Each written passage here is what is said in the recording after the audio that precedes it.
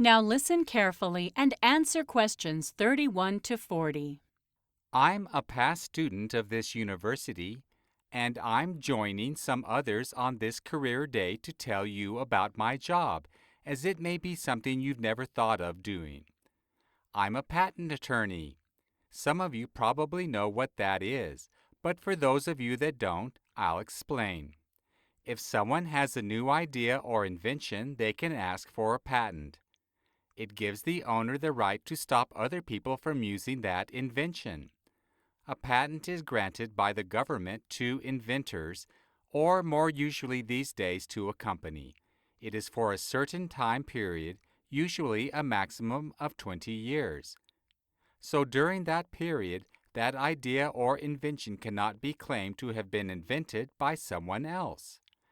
The likelihood of getting a patent is dependent on whether the invention is original or not. This is the crucial factor. It will be looked at by a patent examiner, and my job is to convince the examiner that the invention is not just an adjustment to something which already exists. In order to get the patent, we need to produce a full description of the invention. It's really important to get the details right. Most of you are scientists, and the basic requirement of the job is a solid academic background. Often people have studied chemistry or, alternatively, engineering. Because of the nature of the work, this is a crucial starting point. You need to be able to understand how the inventions have come about. On top of that, employers are looking for particular kinds of people. They want employees who have excellent communication skills. So you can talk to inventors in terms that they can understand and also ask the right questions. These aren't necessarily skills you're taught at university. This is an international business, as are most nowadays, and it's very convenient to be able to read documents without having to call for translations. So, if you can understand a foreign language, that's a great asset. You might think it sounds a bit boring from what I've said, but it really isn't. There are lots of advantages to the job. It's extremely interesting for a start. For example, I feel I use a range of expertise. I'm not just a scientist, not just a lawyer, but a mixture of the two.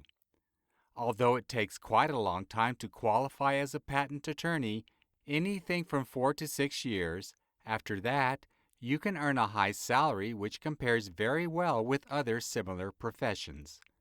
There are some disadvantages, of course.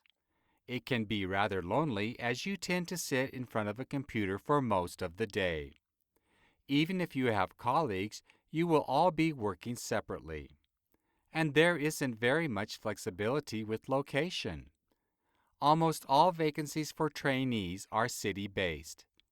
So if that doesn't appeal to you, you might want to think again.